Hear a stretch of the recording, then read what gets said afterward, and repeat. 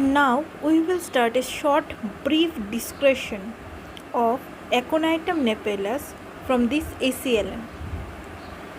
Aconitum napellus is generally indicated in acute or recent cases occurring in young persons, especially those girls who is having a full plethoric habit, who lead a sedentary life, those persons who gets easily affected by the atmospheric changes, or the persons who have dark hair and eyes or rigid muscular fiber.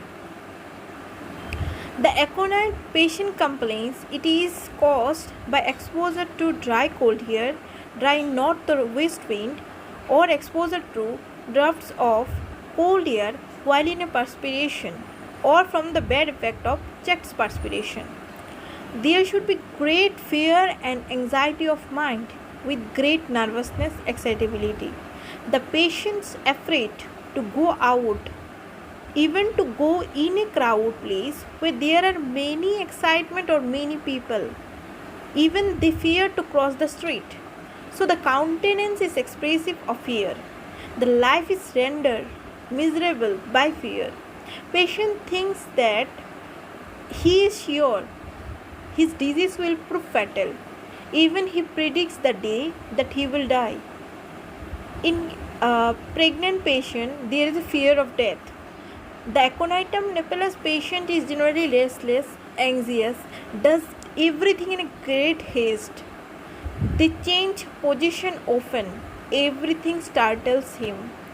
Their pains are intolerable. They drive him crazy.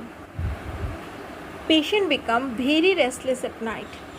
Hahnemann says that whenever aconite is chosen homeopathically, we have to observe the moral symptom, and we should be very careful that it closely resembles them. And what is the symptom? The anguish of mind and body, the restlessness, and the disquiet which cannot be allayed. This mental anxiety, worry, fears accompanies the most trivial ailment. In case of Aconitum napellus patient, music is unbearable.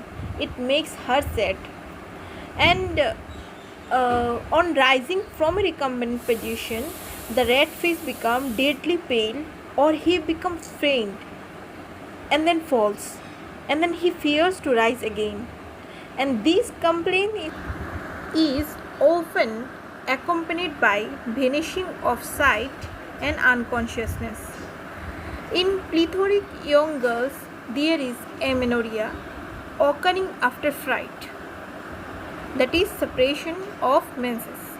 Now, I have already given a video differentiating between the aconite and belladonna in inflammatory affections. Now, this aconite is generally used in the congestive stage of inflammation before the localization takes place. Now, in case of fever, the skin will be dry and hot. The patient face can be red or pale, but there will be burning thirst for large quantities of cold water. There will be intense nervous restlessness. The patient will toss about in agony, and they will almost become intolerable towards evening or while going to sleep. In case of teething children, the convulsion is noticed where there will be heat, jerk, and twitching of the single muscle. The child will gnaw his face, frets and scream, and the skin will be hot and dry and high fever. In case of cough or croup, there will be dry cough, hoarseness, suffocating, can be loud, rough croaking, hard ringing, whistling on expiration. And this cough and croup will be from the dry and cold winds or drafts of air. Aconite should never be given simply to control the fever. Unless there is a close resemblance to the aconite or simillimum, then we cannot prescribe it. And if we got the simillimum to the case, then aconite will cure the case and no other drug is needed. In case of typhoid fever, unless there is an indication by the exciting cause. Aconite is very dangerous to use.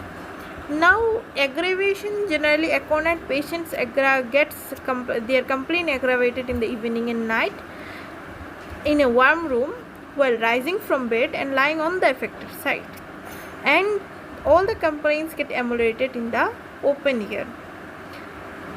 Now the most important portion of this book is relation, and we will explain the relation from H.C.allen's book in comparison with the relation given in the Kant's Materia Medica. Here, the aconite is complementary to coffea in case fever or sleeplessness or intolerable pain. So the three conditions are what? In fever, in sleeplessness, or intolerable pain, and is complementary to arnica in traumatism, and aconite is complementary to sulfur in all the cases. So the aconite is the acute of sulfur, and both precedes and follows it in acute inflammatory condition. Now from the Kant's Materia Medica, just look at the relationship. So we have discussed here what? Aconite is complementary to sulfur in all the cases, right? So the sulfur has a strong relation to aconite. It has many aconite symptoms. In many of the old chronic cases where sulfur would be used in strong vigorous constitution, aconite should be suitable for sudden attack and sulfur for the chronic. In sudden attacks that aconite conforms to, that is the whole attack, there can be something left in that constitution that will create a tendency to return of a similar attack. So in that case, aconite has no power of that tendency, but the sulfur has. Of course, most of the symptoms must agree, but it will seem to be very frequently where aconite has been suitable in acute disease, and that sulfur symptom will follow. In many times it is seen that after a violent attacks, the weakness remains.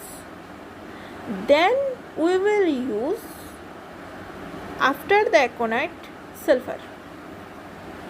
Even Ipecac, Bryonia and Silicea is sometimes follows.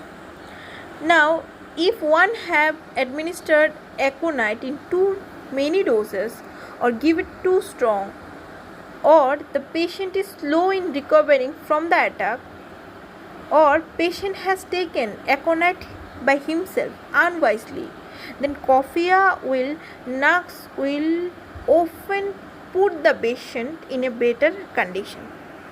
Thank you.